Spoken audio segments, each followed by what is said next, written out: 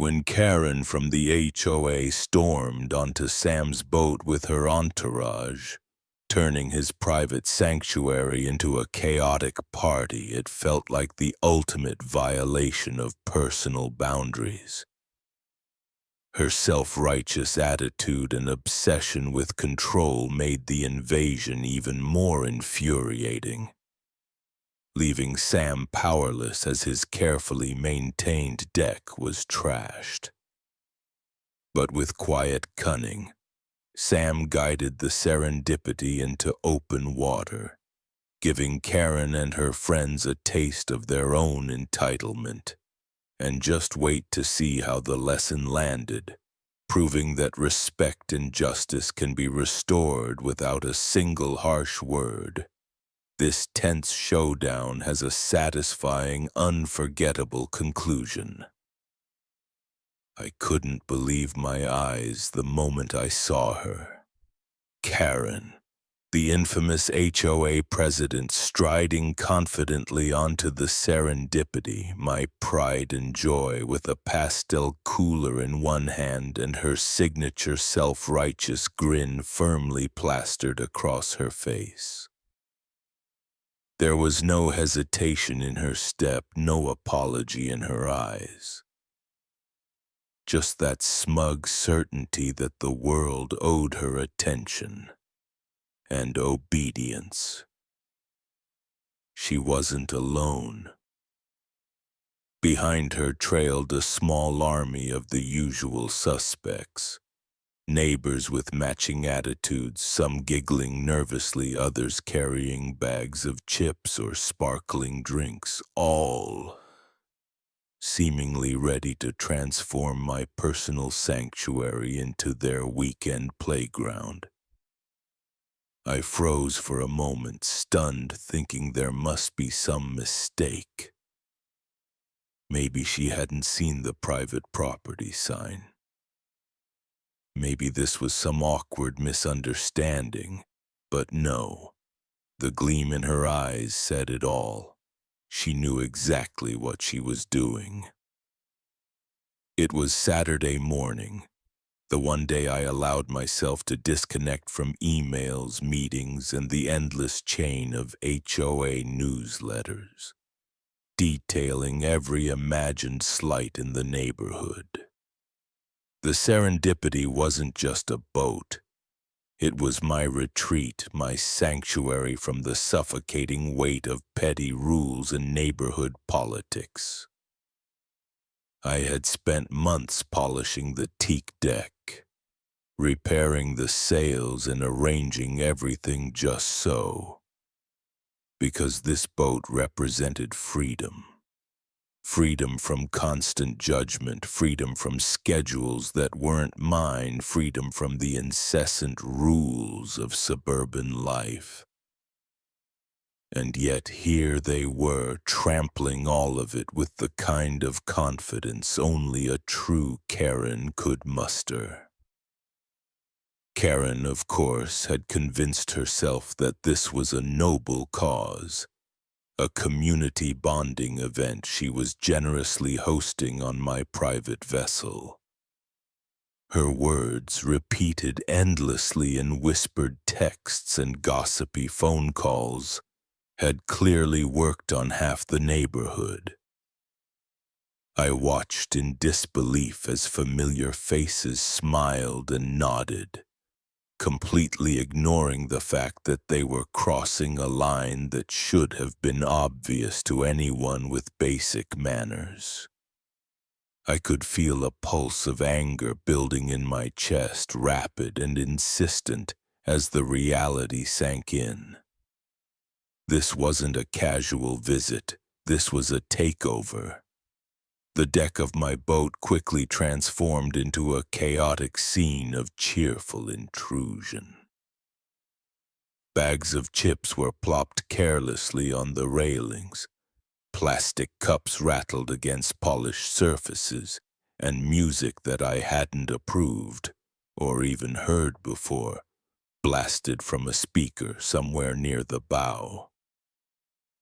I stepped forward, intending to assert some boundary, to remind them that the serendipity was not a public venue, but Karen simply waved me off, her smile widening in that infuriating way, as if my protests were amusing rather than valid. "Oh, come on, Sam," she said brightly, ignoring my frown. "It's just a little fun. You can't be so uptight all the time." Her words did nothing to calm me. In fact, they fanned the flames of indignation. How dare she speak to me that way? How dare she assume that her authority as HOA president extended to my private property? Every fiber of my being screamed against the audacity. It wasn't just the intrusion, it was the principle. Karen's entire existence seemed to revolve around policing the lives of others while conveniently ignoring her own limitations and responsibilities. Her idea of fun was rooted in entitlement, a sense that she could bend reality until it matched her whims, and anyone who disagreed was, in her mind, unreasonable or overly sensitive. I took a deep breath, trying to steady the rapidly rising tide of anger. But every gesture of hers, every dismissive chuckle, every glint of satisfaction in her eyes, pushed me closer to the edge. I could see the way she glanced at my carefully arranged deck, taking in every polished surface and shiny detail with that gleeful sense of ownership that made my skin crawl.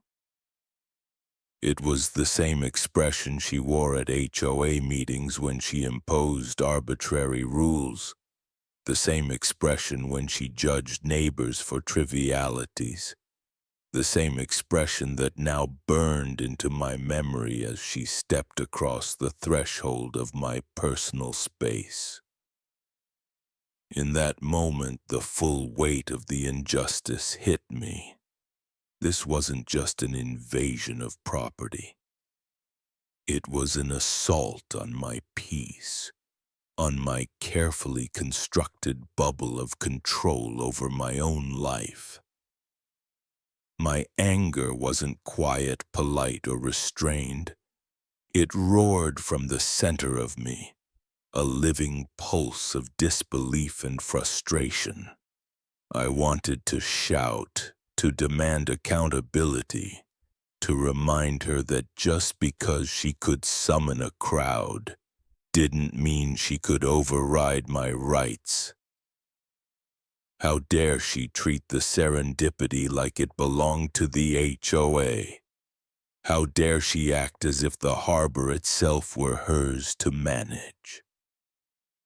Every detail of that moment, her swaggering step, the careless laughter, the casual invasion, etched itself into my memory. Karen's sense of entitlement had collided with my sanctuary, and the resulting spark of anger was electric, a wildfire of indignation that demanded recognition.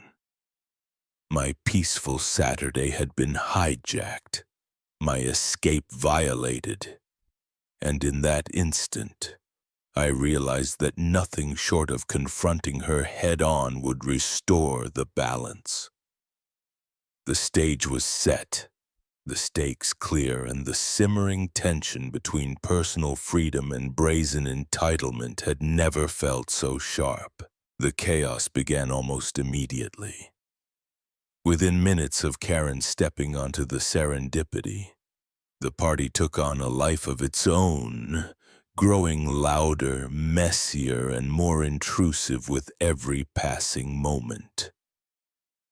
Plastic cups clattered across the deck, bouncing off the polished wood, while a couple of beer cans, unsealed and carelessly handled, toppled into the water with soft, hollow plunks that made my stomach twist. I watched helpless as the careful arrangement of my personal space, the perfectly coiled ropes, the gleaming railings, and the neatly stacked life jackets was disrupted by the tide of careless revelry. The deck, which had been spotless and welcoming only moments before, was now dotted with sticky residues of spilled drinks and crumbs from snacks that had landed wherever they fell. I tried to intervene, approaching Karen with as much calm authority as I could muster. "Karen, could you please ask everyone to settle down a bit?" I said, trying to maintain a polite tone. But she barely glanced at me before throwing back her head and letting out that familiar, unrestrained laugh. "Oh, Sam, you're way too serious. It's all in good fun," she said, her voice dripping with amusement and a hint of condescension.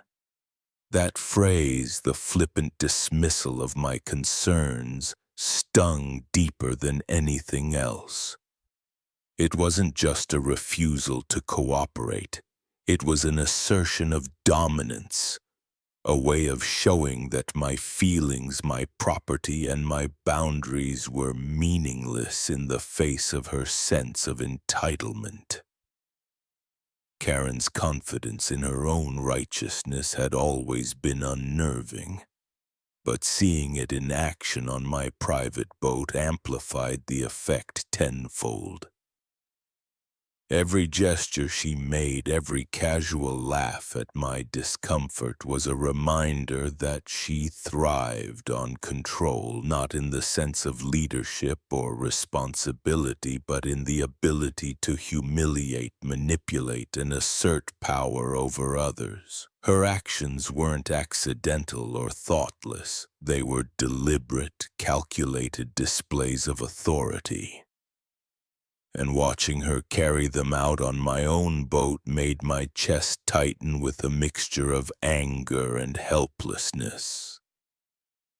It was one thing to deal with her at HOA meetings or during neighborhood squabbles, but this was personal. This was my space, my retreat, and she had invaded it without any regard for the effort, time, and care I had invested in creating it. As the party progressed, the situation worsened. Guests who had been hesitant at first now fully embraced the chaos. Some of them leaned over the railings, tossing snack wrappers and napkins into the water, while others danced in tight circles that nearly knocked over furniture and personal items I had carefully arranged. Music blared from a portable speaker, drowned out only occasionally by Karen's high-pitched laughter or her exaggerated instructions to, "Everyone, come over here." The more I tried to intervene, the more I realized that any attempt to assert control was futile. Each polite request was met with dismissive smiles or playful teases, and the helplessness settled like a weight on my shoulders. It was more than just the mess or the noise. It was the violation of a deeply personal space that made my stomach churn. I had built the serendipity as a sanctuary from the relentless pace and petty judgments of the neighborhood, a place where I could breathe without obligation, where I could disconnect from everyone else's expectations. And now, standing amid spilled drinks, floating debris, and the laughter of people who didn't care, I felt an aching sense of loss. My sanctuary had been desecrated, and there was nothing I could do to immediately reclaim it. Karen's actions cut deeper than the mess she oversaw. It was the combination of her apparent innocence and the certainty that she was entirely justified in what she was doing that gnawed at me. She had no concept of empathy, no understanding that my sanctuary was more than just a boat. It was a personal retreat, a carefully maintained escape from the chaos of life. Watching her orchestrate the party with glee, seeing the disregard for my property and my peace, the helplessness intensified into a raw, gnawing pain. Every moment I stood there trying to contain my frustration, the weight of it grew heavier. My boat had become a theater of entitlement, and I was a powerless observer. I could see the smiles, the careless movements, the laughter that masked complete disrespect. In that instant, I realized that this wasn't just about mess or noise. It was about control, about someone asserting dominance over a space that wasn't theirs. And the helplessness, that quiet, gnawing realization that I had no immediate recourse, was almost worse than the intrusion itself. It settled over me like a heavy fog, leaving me drained, angry, and desperate for a way to reclaim what was mine. As the party continued to spiral around me, I felt a subtle shift within myself. A spark that transformed my simmering anger into a quiet determination. It wasn't the kind of reckless, uncontrolled impulse that might escalate the situation. Rather, it was a precise, focused thought, forming slowly as I watched the chaos unfold. Karen, oblivious to everything but her own enjoyment, had inadvertently given me an opportunity. She and her entourage were fully immersed in petty arguments and comparisons, one neighbor loudly insisting that their dip was the worst, another countering with equal conviction. Their distraction created a perfect window, and in that brief moment, I felt the first flicker of possibility. I could take back some control. I moved carefully, deliberately, ensuring that no one noticed my subtle shift in position. My fingers brushed the polished rail as I navigated the ropes, my mind calculating each step with precision. The laughter and chatter around me blurred into background noise, and all that mattered was the serendipity, my sanctuary, my vessel, my ally. I could almost feel the wood beneath my hands responding to my touch, as if the boat itself understood the intention behind my movement. Every part of me was focused on a single goal: to reclaim a sense of balance, to restore respect for the boundaries that had been so brazenly ignored. The current was gentle but persistent, and I knew it could carry the boat farther from the dock without anyone realizing what I was doing immediately. Timing was everything. I waited until Karen and her friends were embroiled in yet another heated debate over who had the most extravagant snack presentation. Their voices, rising and overlapping, became my cue. With a steady hand, I guided the serendipity away from its mooring, feeling a thrill of control that had been absent all morning. The movement was subtle at first, almost imperceptible, but enough to shift the boat inch by inch toward the open water. At first, nothing seemed different. Karen laughed as usual, oblivious to the gentle drift that was carrying them farther from the familiar safety of the dock. But slowly, confusion began to replace amusement. A tentative glance over her shoulder revealed the shoreline slipping further away. The playful tone in her voice wavered. "Wait, where are we going?" she called, her laughter faltering. Panic flickered in her eyes for the first time, brief but unmistakable as she realized that the comforting confines of the dock were no longer within immediate reach. It was at that moment I realized this wasn't just about revenge or petty satisfaction. What I wanted more than anything was to communicate a lesson.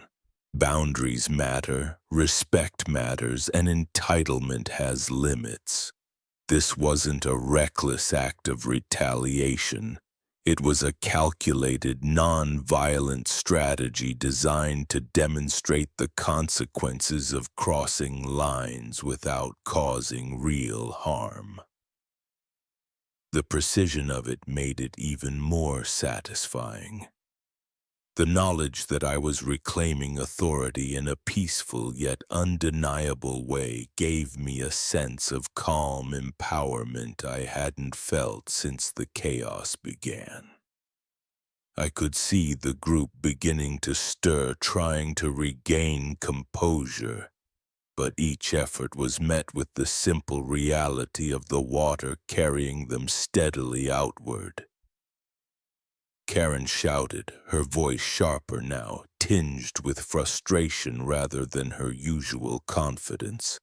"Sam! Bring us back! This isn't funny!" Her entourage mirrored her confusion, their previous bravado dissolving into nervous uncertainty. The energy around me shifted, the laughter faded, replaced by a tense awareness of the situation. And in that shift, I felt something I hadn't felt all morning. Hope. Hope not in the sense of miraculous salvation, but in the quiet certainty that I had found leverage, that I could reclaim dignity and control in a situation that had seemed entirely hopeless just moments before. Each passing second reinforced my belief that patience, focus, and careful action could achieve what mere words had failed to accomplish. I was no longer a powerless observer in my own space. I was an active participant in the restoration of order. And the current carried not just the boat, but a sense of possibility and resolution. For the first time that day I smiled, not with triumph yet, but with anticipation. The situation was still delicate, still fraught with potential chaos, but now I had direction. The power that had seemed entirely out of reach had returned to me. And in that quiet, steady moment, with the wind brushing my face and the open water stretching ahead, I felt a surge of control, a flicker of hope, and the first real sense that the tide could and would turn in my favor. By the time Karen and her entourage fully registered the movement of the serendipity, the lesson had already begun to take root. The moment of confusion had stretched into undeniable realization. The shoreline was no longer within easy reach. Karen's voice, once brimming with laughter and unearned confidence, now cut through the air with urgency. "Sam! This isn't funny! Bring us back!"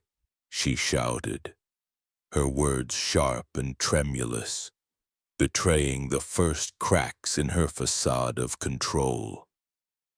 Yet the most striking reactions came from her companions, whose earlier smiles had dissolved into wide-eyed alarm and tentative glances at one another. Their confidence had been replaced with unease, the kind that comes from suddenly recognizing that comfort and familiarity are no longer guarantees.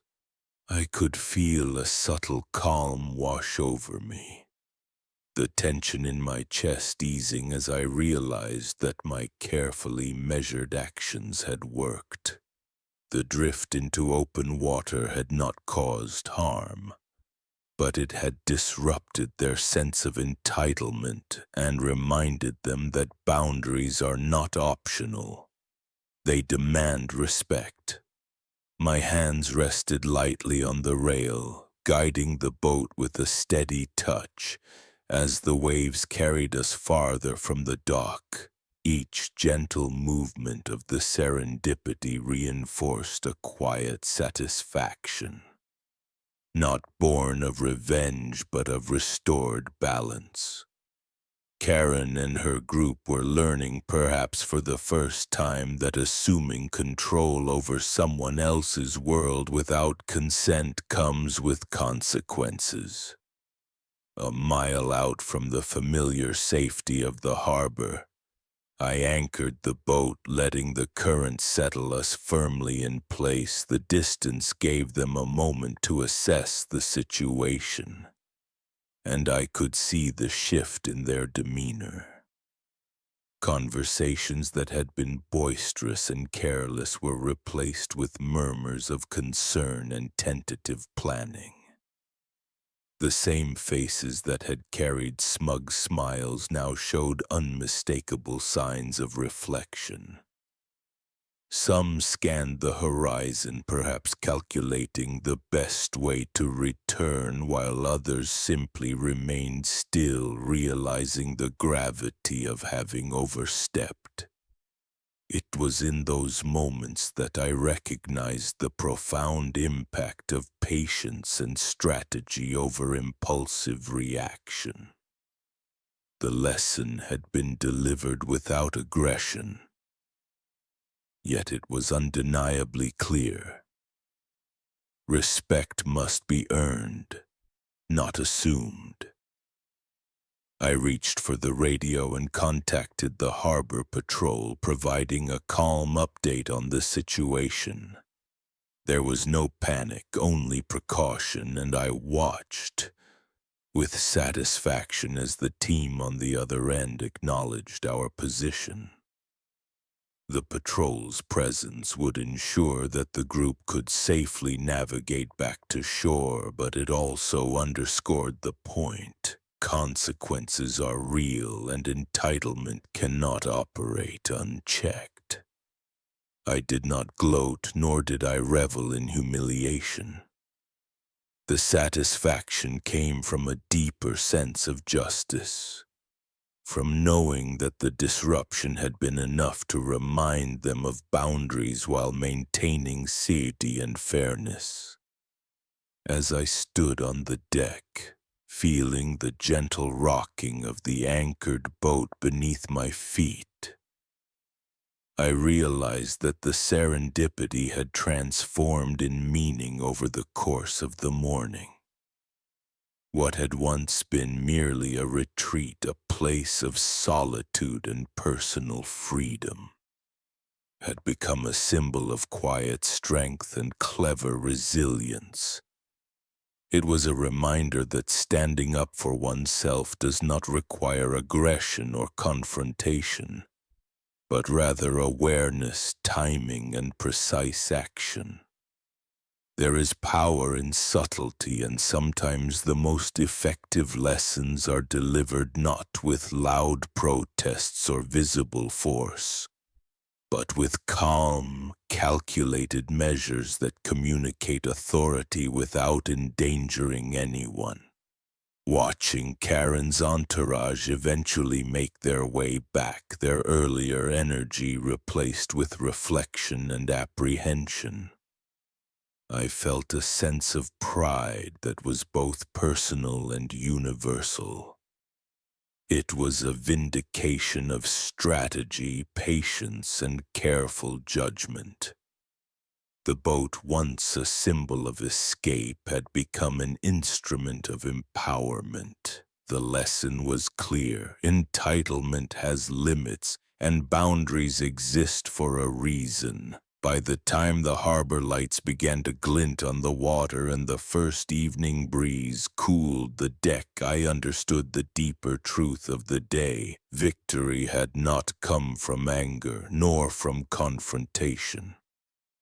It had come from clarity of thought, steady action, and a refusal to be victimized. The serendipity had proven itself more than a vessel. It had proven that the quiet, clever moves often leave the most enduring impact. And as I breathed in the salty air, feeling the calm waters beneath me, I smiled, knowing that the morning's turbulence had ended not with chaos, but with justice, reflection, and a lasting lesson that would resonate long after the waves had settled.